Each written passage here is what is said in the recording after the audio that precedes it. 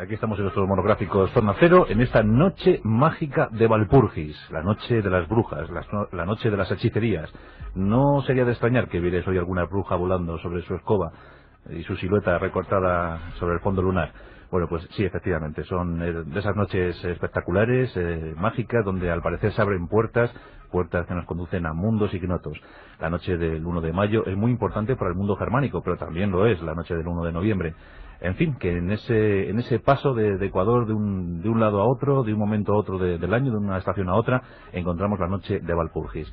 Y vamos a tener que comentar cosas sobre aquella santa inglesa, considerada como la primera escritora inglesa, también fue considerada como la primera escritora alemana, aquella santa, pariente de San Bonifacio, claro, esto hay que comentarlo, llamada Walpurga o Walburga. Bueno, pues eso nos lo dirá mejor nuestro querido Jesús Callejo y también Carlos Canales, que son personas muy ilustradas en aquella santa y en esa noche. ¿Qué tal, Jesús? Buenas noches. Hola, ¿qué tal? Buenas noches. ¿Cómo llevas tu noche de Walpurgis? Bueno, la estamos sobrellevando. Es una noche de terror, ¿no? Bueno, algún que otro susto ya, porque sabes que como esta es una tradición más germánica que española, pues bueno, nos pilla un poco de lejos, pero bueno, algo nos toca, ¿no? Sí. ¿Qué tal, Carlos? Buenas noches. Hola, buenas noches. Esto es como la noche de difuntos, pero en germano, ¿no? Sí. Bueno, iba a decir que tiene doble historia, porque por un lado es en la forma en la que se conoce como el nombre de Noche Walpurgis, efectivamente es germánico. Sin embargo, coincide también con una fecha céltica, una de las 4 fechas célticas claves del año, que en concreto la de primavera. La más conocida, obviamente, es la del 1 de noviembre, como todo el mundo conoce. Pero esta fecha, para los celtas también era muy importante, porque era la fiesta que ellos hacían en honor a Beltane. Entonces, las fechas celtas, que eran fechas de fuego, eran fiestas de fuego, orientadas casi siempre al fuego, tenían una que coincidía con cada uno de los grandes tránsitos que tenía el hombre a lo largo del año. Esta, que la conocemos en su nombre germánico, Walpurgis, es en realidad una fiesta clásica de los pueblos indoeuropeos itinerantes. Es decir, es el último recuerdo, uno de los últimos recuerdos que nos queda en la memoria lejana, de los tiempos en que nuestros remotísimos antepasados, y cuando digo nuestros remotísimos antepasados hablo en el sentido obviamente lingüístico solamente. Gente que hablaba la lengua antecesora del latín y antecesora de la que estaba antes que el latín. Que dicho claramente, los antepasados más lejanos nuestros, que eran pueblos en movimiento, que desde algún punto de lo que hoy es el centro de Ucrania, se extendieron hacia los 4 puntos cardinales y entre otros hacia el lejano occidente. En estas fiestas sagradas, Jesús, siempre tenemos que echar mano del recuerdo celta, ¿no? El 1 de noviembre sirve para inaugurar el año. ¿Y el 1 de mayo? Bueno, sabes que los celtas tenían sus 4 fiestas principales. La primera, donde empezaba su año lunar, que no solar, era el 1 de noviembre. Y a partir de ahí, pues las 3 fiestas sucesivas son importantísimas y curiosamente además coincide con los 4 sábados más importantes dentro de la brujería. No por casualidad, además. Bueno, pues la segunda fiesta importante después de este 1 de noviembre sería esta, ¿no? La del 1 de mayo. La fiesta de Beltane, o bueno, tiene distintos nombres. En definitiva, lo que se celebra, lo que se conmemora es el culto al dios Beltanos o Belenos. ¿Qué ocurría en esta fiesta? Que es muy significativa porque es una fiesta solar, es una fiesta de homenaje al fuego, igual que ocurre también con la de Halloween, con la del 1 de noviembre. Es curioso estas similitudes de las 2 fiestas principales de los celtas, que en definitiva después se va transmitiendo a todos los pueblos de influencia celta, como en Galicia, por ejemplo, y va dejando sus rescoldos, ¿no? Era una fiesta eminentemente lúdica, ¿no? Ahí los druidas hacían de las suyas, es donde recogían sus hierbajos, se plantaban ramas en los huertos, se colgaban coronas primaverales en los troncos desnudos de los árboles, se hacían, como no, hogueras en las cumbres. En fin, la fiesta y la música y la danza pues era un denominador común. Y esto era ni más ni menos que simbolizar algo que ya se hacía desde tiempos incluso anteriores a los celtas, que es simbolizar la primavera, que era el vencimiento del sol y de la luz a las tinieblas. Eso es un leitmotiv que se repite continuamente en cada fiesta. Y lo que hacen los germanos, a su modo, es lo mismo, pero tomando como chivo expiatorio a las brujas, que lo que está representando, ni más ni menos, son las fuerzas demoníacas. En estas fechas, los antiguos escoceses, por lo menos, mantuvieron esa costumbre hasta el siglo XVIII, situaban hogueras en lo alto de sus cimas para proteger los poblados. Yo no sé si Beltane, Carlos, guarda alguna similitud o guarda algún parentesco con el sangriento dios Baal. No, realmente no, aunque da igual. Bueno, en la etimología algunos sí han intentado... Bueno, luego lo podemos unirles, hablar ¿no? eso, sí. Yo voy a decir primero por qué creo que no. Creo que no por dos razones. El dios Val es claramente un dios de tipo semítico, procede del Mediterráneo oriental, en tanto que Belenos, cuando es conocido por el mundo mediterráneo, y cuando me refiero a cuando es conocido por el mundo mediterráneo, tú lo sabes muy bien, es cuando cuando César se adentra en la Galia Querelluda, en la Galia Comata, tiene en el centro de lo que hoy es Francia, y tiene contacto directo con las costumbres de los celtas en estado puro. Cuando digo en estado puro quiere decir que los celtas que habían conectado con los romanos en el Valle del Po, en Iliria o incluso en España, eran celtas que habían tenido un contacto con el mundo mediterráneo ya de cientos de años. Pero aunque sus costumbres se mantenían muy puras, estaban también muy mezcladas con las de los pueblos originarios de la zona. En tanto que cuando él se adentra en lo que es el interior del país averno, entra en un lugar en el cual el estado de los cultos celtas es todavía muy estricto y se sigue de una manera muy fiel. Entonces, ellos observan, fijaos qué curioso, 4 fiestas de fuego, que son las que ha citado Jesús, de las cuales, de una manera muy borrosa, ha quedado en la tradición española la conmemoración en torno a la luz y el fuego, principalmente en la segunda, que era la que se celebraba a primeros del año, que es la Candelaria. Julio César había machacado a los helvetios, había entrado en la Galia y dijo en tono despectivo, hablando de los celtas, qué extraños son estos celtas que sienten curiosidad por todo, caramba. Fíjate que los romanos se consideraban parientes de ellos. Ellos eran plenamente conscientes de que había algún tipo de afinidad lejana que les resultaba profundamente familiar. Bueno, tan profundamente familiar que en todos los idiomas europeos el más cercano a los latinos, a los itálicos, son los célticos. Lo cual es curioso, pero ellos notaban que había algo... Julio César era un admirador, ¿eh? Había algo común. Y después le copiaron el armamento, ¿no? También. Así que los druidas sí que enseñaron bastantes cosas a los romanos a pesar de que ellos no lo quisieran reconocer. Por cierto, horrible película. Me estabas leyendo. Digo, por cierto, no ir a ver druida. Christopher Lambert, horrible como siempre. Inés Astre, un desastre. Un desastre. Qué horror, qué mal contado. Qué mal hecho todo. Es que no se salva nada. No se salva nada, no. Hasta las fiestas. Sí. Bueno, pues nada. Estaba pensando lo mismo. ¿Sí? Hay una pequeña fiesta ahí donde queman una especie de monigote. Ya. Sí. Bueno, pues la noche de Walpurgis, tradicional, los jovencitos, como bien apuntaba ya Jesús, los jovencitos en cualquier pueblo de Alemania se visten con sus mejores galas para ir a buscar los abetos, ¿no? O los pinos al interior del bosque y luego, pues casi quitarles o desproveerles de las ramas, menos la copa, ¿no? Hacen unos mayos. Sí, exactamente, sí, porque allí ya viene la palabra mayo, una palabra polisémica, porque realmente significa muchísimas cosas, pero se relaciona sobre todo con los cultos dendrolátricos de los druidas, de los celtas, y sobre todo pues con los árboles, con el culto al árbol, con el culto al espíritu protector de ese árbol. Por eso se solía plantar un abeto, normalmente pues en el centro de la plaza, al lado de la iglesia, como espíritu tutelar para que protegiera a todo el pueblo, pero no en sí el árbol, sino ya digo los espíritus que moraban en ese árbol. Bueno, pues estos cultos a la naturaleza, que ya venían desde los celtas, incluso en épocas anteriores, ya no digamos los germanos, que también tenían un culto reverencial hacia la naturaleza, pues de ahí se perpetúa un poco todo lo que es el mayo, todo lo que es esa costumbre de adorar al elemento vegetal. Y claro, cuando se habla de la naturaleza, estamos hablando de un concepto ambivalente, estamos hablando de esos conceptos de la luz, de la luminosidad, del dios primigenio, a la vez que está también las fuerzas demoníacas, las fuerzas oscuras, las fuerzas del mal, que hay que combatir. ¿Y cómo no?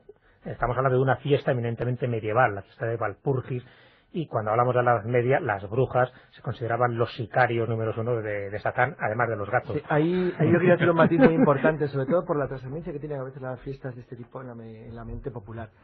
Bueno, no vamos a hablar ahora de Polnachi, pero sí que es verdad que la trayectoria que ha llevado la noche de Walpurgis, de la fiesta céltica inicial, incluso de la fiesta germánica originaria, donde realmente era, como todas las fiestas cíclicas, porque el año lo dividían en 62 meses, que luego intercalaban 2 meses entre medias, y lo que se trataba eran de fiestas que se desarrollaban para esparcimiento y diversión, mientras los sacerdotes germanos o los druidas celtas, según el caso, hacían sus prácticas de hechicería y de magia en las horas previas. Pero entonces, en el caso, ¿da más miedo, Carlos, da más miedo entonces Walpurgis o Halloween? Walpurgis, pero por su historia, por la historia, pero no antigua, sino reciente, por el siglo XVII y la Guerra de los 30 años. Es decir, cuando se produce la gran fiebre de la persecución de brujas en el interior de Alemania, que en realidad, y yo no soy antropólogo y no voy a ser a Marvin Harris aquí para decir que eran, si las mujeres solas y abandonadas eran consideradas peligrosas por la sociedad, y que en realidad, bueno, el hecho cierto es que hubo una verdadera hecatombe de mujeres en el centro de Europa en el siglo XVII. Unas 100.000 mujeres sacrificadas. Sí, es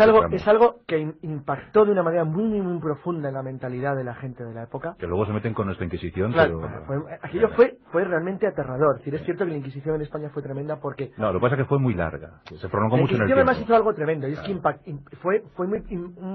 generó un gran impacto en el pensamiento profundo español, en la delación, el esconderse, el tener miedo del vecino, el guerra civilismo ese permanente, y de esa especie de sociedad malvada que crea el tener un estado policial, que es lo que la Inquisición al fin y al cabo era. Numéricamente no fue tan duro como lo que ocurrió en el centro de Alemania. Lo que pasa en el centro de Alemania, claro, al fin y al cabo era un periodo distinto, porque siempre se achacaba al de fuera.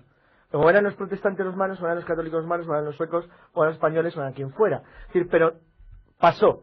Pero aunque pasó, quedó en el alma, en cierto modo colectiva de la gente, el temor reverencial a que las hechiceras y las brujas, mano del demonio, eran seres malvados que en los tiempos de escasez y de alimento, recordad el cuento de Hansel y Gretel, se produce en la misma época.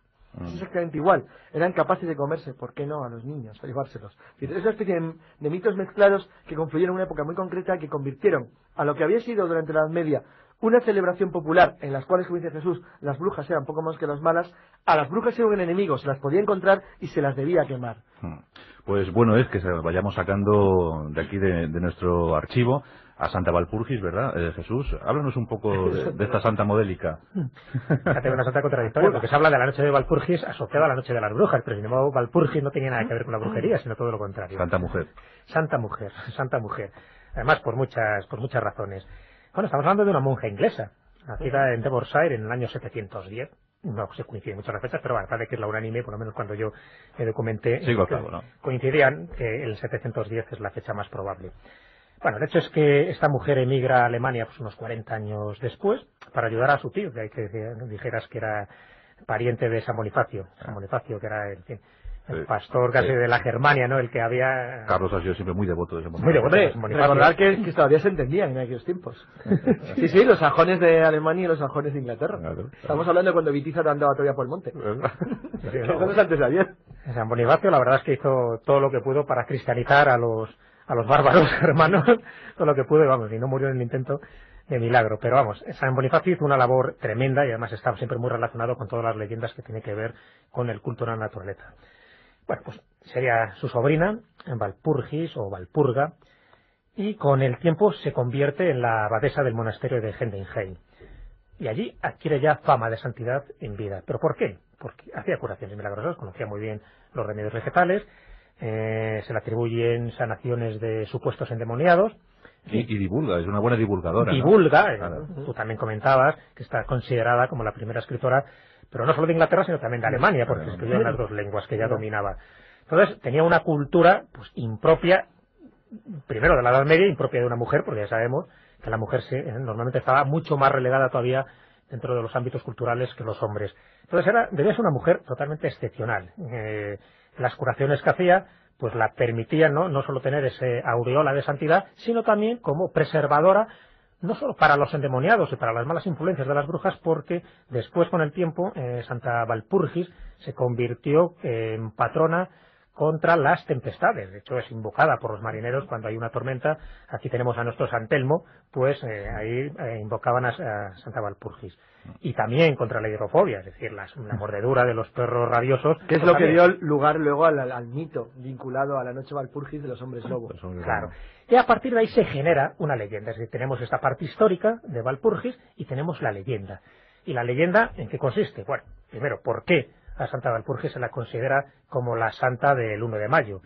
A pesar de que murió en febrero del año 778. Mira que luego San Stalin intentó hacerse con ese día, ¿no? Pero no pudo. No pudo. Pero bueno, la Iglesia, sabes que siempre intentó cristianizar todas las fiestas paganas. Hombre, evidentemente, esta noche de las brujas, donde en el Tirol, en Baviera, en Bohemia, por ejemplo, se celebraba la quema de brujas, así, literalmente, con ellas.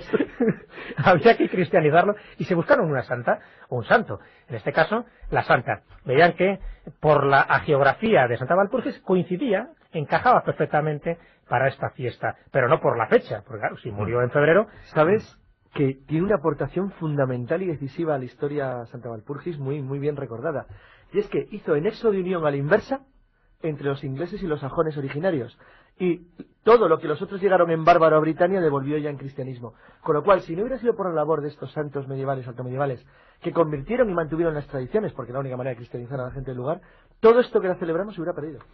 El susto llegaba para las brujas, Carlos, como tú bien sabes, cuando estaban en pleno sábado, en pleno aquelarre, y llegaba Santa Walpurgis y los convertía a todos. Claro, ahí no se escapaba ni uno, ¿no? Que esa es la leyenda que corre. Porque ya es el colmo cuando de Santa Walpurgis, esa ya. Tradición piadosa habla de que fue transportado de un aquelarre, además nada menos que el aquelarre principal de los germanos, sí, que era el Pico Brocken. Que su nombre lo dice todo, luego traducimos. Pico Brocken en las montañas de Harz, ni más ni menos para convertir al macho cabrío, y así se presenta de buenas a primeras. Imaginaros allí el conciliábulo demoníaco. Poderosa mujer, ¿eh? Lo que podía hacer con esto James Cameron. Y ella, lejos de arredrarse y decir, bueno, pues ¿qué hago yo aquí? ¿Qué pinto en esta reunión? Pues qué va, nada, directamente comenta la leyenda que intenta convertir al demonio. Ya no se atreven a decir que le convirtió porque ya sería demasiado, pero sí que debe dar unos sermones bastante salvíficos y piadosos a toda la concurrencia, de tal manera que, bueno, eso acrecienta la leyenda de que es muy buena conjuradora contra los malos espíritus y los demonios incluidos. Hasta el punto que también en este Pico Brocken es donde Goethe emplaza su famosa noche de Walpurgis en el poema filosófico, ¿no? El de Fausto, donde allí va acompañado tanto el doctor Fausto como Mefistófeles a tener esta reunión con el macho cabrío, pues para intentar conseguir, en fin, el amor suyo, el de Margarita. Bueno, pues está claro que Santa Walpurgis tuvo una función social, sí, y estuvo por ahí convirtiendo brujas durante buen tiempo, pero claro... Es que había dos opciones en aquellos tiempos. Fíjate, ella muere... O eras o te convertías. Ella muere el mismo año que Carlomagno inicia la conversión de la otra manera. Es decir, que había dos opciones, es decir, o el método Santa Walpurgis o el método Franco. O el método del primer Reich. Sí, había que elegir. Entonces la verdad es que no eran tiempos como para andarse con chorradas. La verdad que tenía mérito por lo que ha hecho Jesús. Es decir, algo tenía que tener de notable, eso es evidente. Sí. Antes hemos apuntado algo, Carlos, pero ¿por qué se dice que la noche de Walpurgis es noche de lobos? Bueno, en parte por lo mismo que ocurrió en el siglo XVII. Es decir, primero por eso, era una especie en los remedios contra la mordedura del lobo, de los del perro y del lobo rabioso. Sí. Y a partir de ahí, tú sabes que una de las cuestiones clásicas de la mitología centroeuropea, tanto en hombres lobos como vampiros, que hay dos formas, o bien te mata o bien le heredas. Sí, si no te mata, pasa a ser uno más del clan. Hay que tener en cuenta que algunos de los mitos centroeuropeos consideraban a los hombres lobos no tanto como una maldición, que es lo que ha ido evolucionando luego, sino como una verdadera subespecie, una especie de rama colateral al género humano enormemente peligrosa que habitaba en lugares del despoblado, podemos llamarlo así, o bosques cerrados. La labor de Walpurgis es importante por dos motivos, y los ha citado Jesús muy bien. Primero porque era extremadamente culta, es decir, es que curaba de verdad.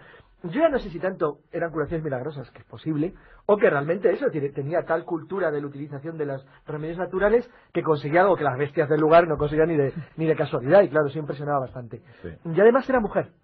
Y que una mujer fuera capaz de hacer eso en medio de los bosques y de los sin caminos de la Germania central desolados del siglo VIII, dice mucho a su favor. Mucho a su favor porque no solamente la tradición no la olvidó, sino que lo que hizo es que absorbió entera la tradición, que si no se hubiera perdido, y la cristianizó, permitiéndonos, por lo tanto, que todos los mitos confluyeran de una manera pues racional. Vamos a entrar un ratito, Jesús, si te parece, en el aquelarre. Vamos a buscar esas puertas extrañas que al parecer se abren solo en la noche de Walpurgis, bueno, en muy pocas noches. ¿No? Y en la de Halloween. La de Halloween, sí. Las dos tienen ese denominador común. Es para ver como si se abrieran esas compuertas interdimensionales de las que tanto hemos hablado en la zona cero, y se comunican los dos mundos, ¿no? El mundo visible y de una manera totalmente diferente, porque en la noche de Halloween tú puedes contactar con los muertos, eres tú el que puedes estar y aquí es al revés. Son ellos los que pueden entrar en tu mundo. Claro, es un aquelarre. Interesante batir porque, claro, imagino a los oyentes en su casa esperando. Desde las 12. Claro, hay que tener en cuenta que tiene que ser las 12 horas solar. Sí. Vamos a ver qué pasa esta noche. Supongo que habrá algún acontecimiento. Tanto en un caso como en otro, y aquí habría que remitirse un poco pues a la ceremonia del Beltane, ¿no? Del Beltane, del dios Belenos celta, porque ahí tenían ese concepto mucho más marcado que en las fiestas germánicas. Este concepto de que eran fiestas sagradas de intercesión, del momento en que podría ocurrir todo, es decir, ese contacto con lo sobrenatural, con lo ultraterreno, pues lo tenían totalmente asumido. Y ahí que los 4 aquelarres principales coincidan en las fechas principales también de los celtas. Y cómo no, si las dos ceremonias fundamentales era la de Halloween y la de Beltane, pues también esos dos aquelarres ocurrían. Entonces, Jesús, en esos aquelarres las brujas encontraban, vamos a llamarlo así, alimento espiritual. ¿Renovaban fuerzas? Bueno, vamos a ver. Si hablamos de los aquelarres, tiene muchísimos matices. Sí. Hay un aquelarre físico, real, un conciliábulo de personas, y no tanto demoníaco, donde el macho cabrío, que era la representación de Satán, estaba allí reunido, lo cual no me lo creo. Otra cosa es que sí tuviera mucho que ver pues con ceremonias paganas que estaban totalmente anatemizadas por el culto católico, ¿no?, imperante, y por lo tanto se les asociaba a cultos y a ritos demoníacos. Pero eran reuniones normalmente de brujos y de brujas para conciliar un poco sus puntos de vista, repartir conocimientos, sobre todo relacionados con el mundo de las hierbas y de las sanaciones, vamos a llamarlo, sobrenaturales, pero siempre mal visto por los ojos de la Iglesia. Y después hay un aquelarre totalmente simbólico y espiritual. Es ese ungüento volador que utilizaban algunas brujas y que después ellas estaban convencidas de haber acudido físicamente, a pesar de que se sabe que no se movían de sus casas, habían acudido físicamente a esto. Y ahí es cuando empezaban a contar verdaderas aberraciones en los tribunales inquisitoriales de lo que ahí ocurría. Tantas aberraciones que es lo que hace dudar realmente de la credibilidad no solo del estado mental de estas personas, de estas brujas, sino de la existencia real de los aquelarres. Desde mi punto de vista son dos cosas distintas. Cuando las brujas empezaban a soltar esa cantidad de fabulaciones, estaban influidas por dos cosas. Primero, por las torturas, no lo olvidemos, y segundo, por esos efectos alucinógenos que para ellas era real el momento físico en el que volaban y en el que estaban presentes allí. Y eso era gracias a un ungüento volador que se sabe, que se ha estudiado, que era una composición de una pomada mágica donde intervenían, pues bueno, componentes vegetales como la cicuta, como el azafrán, como el perejil, como la dormidera. En fin, había un alcaloide principal que era la atropina, que contenía casi todas estas pomadas, pues con unos efectos enteógenos tremendos, claro, es decir, que podían crear la belladona, efectivamente. Pero además eran, aparte de alterar la conciencia del que lo sufría, alteraban la conciencia de todos los que estaban presentes, porque de una manera u otra todos participaban. Entonces llegaban, Carlos, y se repartían el ungüento. Claro, es que se trataba de fiestas de participación. Sí, el aquelarre básicamente era una reunión en la cual todo el mundo tenía que intervenir. Es decir, de ahí el mito y leyenda de que el que estaba en un aquelarre y no pertenecía a parte del grupo, pues no era perseguido, etcétera. Por cierto, ¿dónde ibas tú el otro día con un helecho? A participar. En el aquelarre, sí, claro, me pillaste. Es que el helecho es uno de los, pues, como Jesús lo ha citado, como el muérdago pudiera ser determinados árboles y plantas, que es un tema geográfico. Es decir, que en la zona en la que las culturas germánicas y célticas tenían su centro de origen, era el elemento esencial. Todos ellos tienen de alguna manera u otra, ya hemos hablado una vez de la manita muscaria y sus cualidades especiales para alterar la conciencia, que permitían entrar en un mundo de fantasía que era compartido por todos los que estaban en el sabato, en el aquelarre. Eso hacía que, al estar todos participando del mismo hecho, todos eran, en cierto modo, testigos y culpables de lo que hubiera podido ocurrir. Con lo cual, en cierta forma, te hacía entrar en una comunión de una organización de la cual tú formabas parte y los demás que no estaban allí eran ajenos. Eso es uno de los motivos del rechazo profundo, luego ya en tiempos históricos y recientes, a los aquelarres, donde lo que se hacía allí, que además estaba muy relacionado con todo lo que se produce cuando hay una alteración masiva de la conciencia de manera general, aquí hay un jolgorio que me podéis imaginar, era francamente rechazado porque subvertía el orden establecido. Bueno, pero ¿dónde encontraban estas brujas, estos brujos, el beneficio? ¿Dónde está ese beneficio material, por lo menos? Lo mismo que una secta ahora. Igual que una secta. Era una secta, efectivamente, era una secta, hombre. Y para mí el beneficio es de dos órdenes. Uno es un beneficio intelectual, lo que os acabo de comentar. La transmisión de conocimientos. Cuando el sabbat era real, se comunicaban cosas. Es decir, mira, pues yo tengo esta planta, no sé qué tipo de reuniones pueden tener, pero evidentemente intercambios de conocimientos. Tenían un intercambio de conocimientos evidente. Y además de compartir ideas. Estamos hablando de grupos heréticos que estaban mal vistos por la Iglesia y que tenían, pues bueno, pues un momento de charla, de jolgorio, si quieres, donde podían compartir sin ningún tipo de peligro sus ideas heterodoxas. El otro es un componente sexual, y no lo olvidemos, eso sí existe. Que eso es típico de las sectas actuales también, en cierto modo. Eran personas liberadas, eran personas que buscaban estos encuentros en la tercera fase, por utilizar una terminología ufológica, para tener sus escarceos sexuales. Y para eso también les servían este tipo de alucinógenos que ingerían. Y a partir de ahí se crean también muchísimas leyendas totalmente fantásticas alrededor de ello. Antes hablabas tú del helecho. El helecho en las tradiciones germánicas se le llamaba el polvo del aquelarre.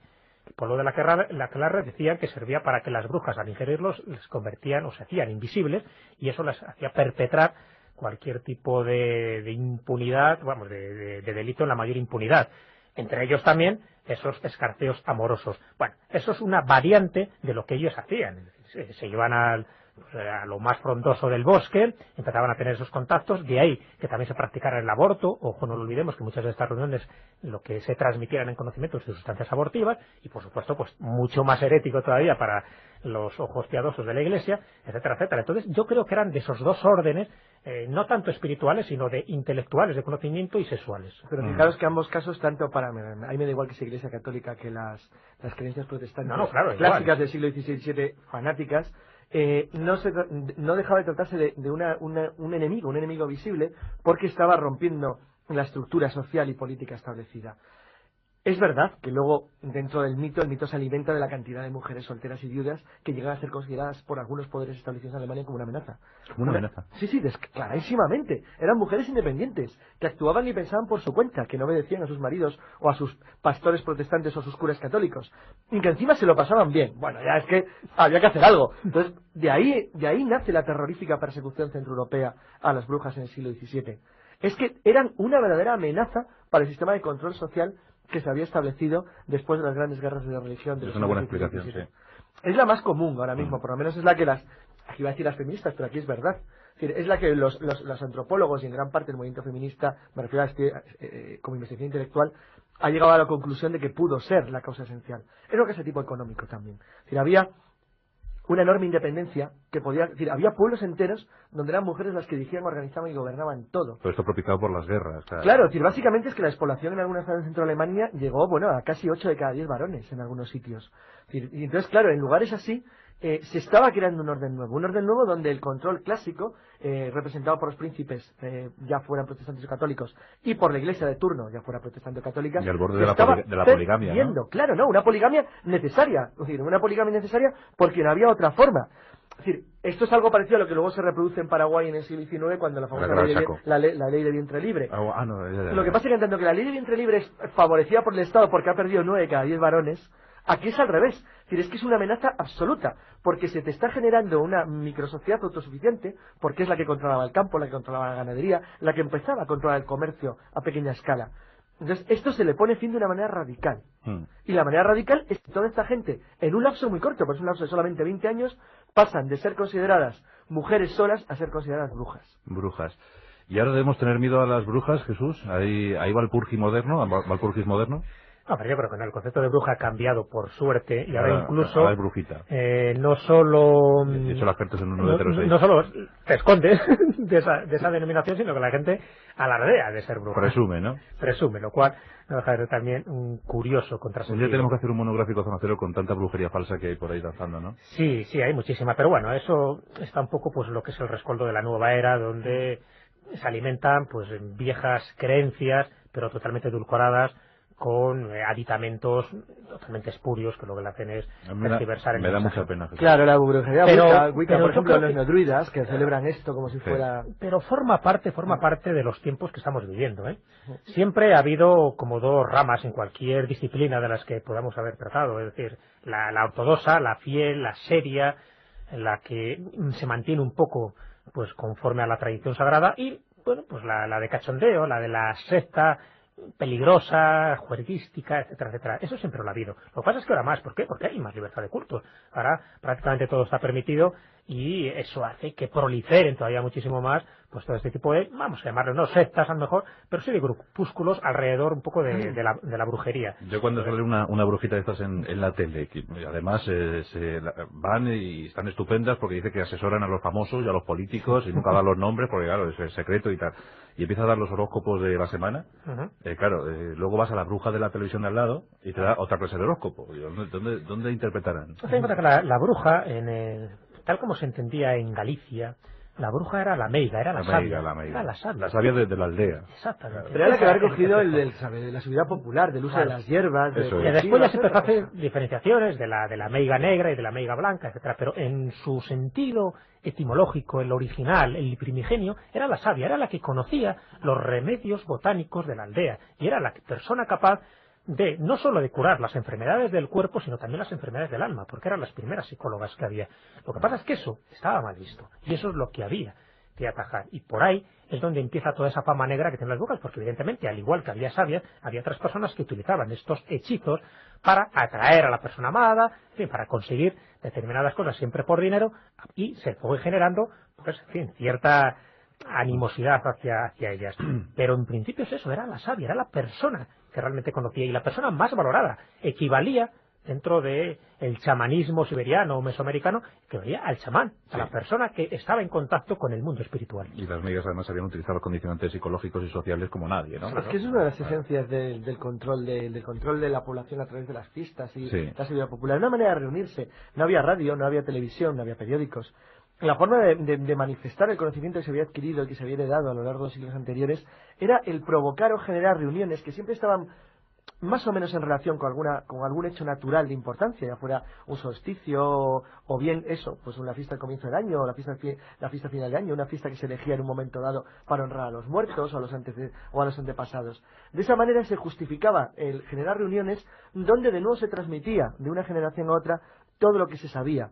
No deja de ser formas culturales ancestrales, tamizadas a lo largo del tiempo por las diversas religiones que han ido pasando y por la forma en la que va evolucionando la sociedad.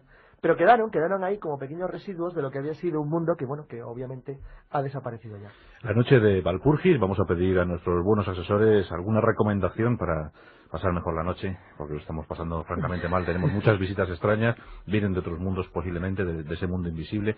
No sé, venga, tu recomendación, Jesús, para pasar una buena noche de Walpurgis. Bueno, pues voy a recomendar en un lugar de España donde se celebra esta noche, no como Walpurgis, pero pues con un ritual muy específico, genuino, variopinto y desde luego, bueno, pues, con propiedades terapéuticas. Estoy hablando de una localidad de Ciudad Real, Fontanarejo de los Montes, así se llama, donde en esta noche celebran las luminarias o lumbres, que también denominan fiesta de la romera. La romera es el nombre que ellos dan al romero. Lo que hacen es, con estas lumbres, es coger romero seco y lo van apilando alrededor de las casas.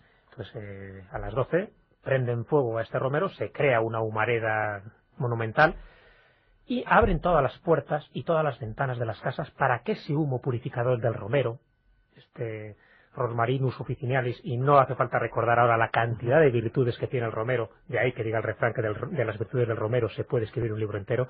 Bueno, pues ese humo purificador, ese sahumerio, va penetrando todas las casas y se va purificando las casas de los malos espíritus, de las malas influencias, para que el resto del año esté totalmente preservado. Bueno, pues esto es un rito que yo sepa solo se hace en esta noche. En otros pueblos se hacen en otras noches. En esta noche, en Fontanarejo de los Montes, en Ciudad Real. Yo voy a citar por mi parte una gallega, que es el día 3 de mayo, que está relacionada con el culto a los árboles. Una fiesta muy bonita en Ourense, en Lanza, donde lo que se elige es el árbol de mayo. Sí. El árbol que tiene que simbolizar el nacimiento de la naturaleza en primavera durante todo el mes de mayo. Y es una fiesta simbólica. Una fiesta simbólica que demuestra el poder que tenía entre los antiguos celtas la naturaleza y lo esencial que la consideraban para la apertura del nuevo año. Bueno, pues aquí, como somos tan positivos siempre, hemos ofrecido el lado oscuro de Walpurgis, por supuesto, lo tiene. Ahí están esos aquelarres, esos sabbat, esas brujas con el ungüento, volando por los aires. Tremendo esto. Bueno, y el de la escoba. Y el lado benefactor, que es efectivamente la llegada definitiva de la primavera, la búsqueda de los árboles, la purificación de las aldeas, de los pueblos, las llamas, que dicen muchas tradiciones que desde donde se pueda ver la llama hasta ese punto estará el pueblo protegido, ¿no? Exactamente. Y hasta donde se oyera el chasquido de los látigos, que también era una ceremonia. Fíjate, has citado al comenzar el programa las fiestas de los clanes escoceses, cuando encendían las llamas, y has citado justo el motivo. Sí, ese es. Bueno, pues oye, que ha quedado muy bien, ¿eh? Bueno, muy bien. Y ya si quieres como colofón, también esta noche es uno de los 2 días de desplazamiento que tenían las hadas y los duendes para desplazarse con todos sus enseres, ¿no? Según las tradiciones anglosajonas, que no las germánicas. Entonces, en esta noche se están desplazando las hadas y los duendes. En esta noche y en la noche de San Juan son las 2 ceremonias así claves, donde se desplazaban con todos sus enseres, porque ellos pensaban que había 4 fechas de desplazamiento, los 2 más importantes eran estos que te acabo de decir, y en esta noche sería uno de ellos. Entonces se desplazan a otro lugar del bosque, a otra morada, para empezar a iniciar un poco su vida prácticamente desde el principio. Bueno, pues ahí lo tenéis. Esta noche, qué precioso final. Tenemos una noche donde las hadas y los duendes buscan nueva morada en el bosque. No está nada mal. Un saludo para ellos. Y un saludo para Jesús Callejo y Carlos Canales, que son los auténticos duendes de este programa. Muchas gracias. Nos vemos el viernes. El viernes. Hasta luego.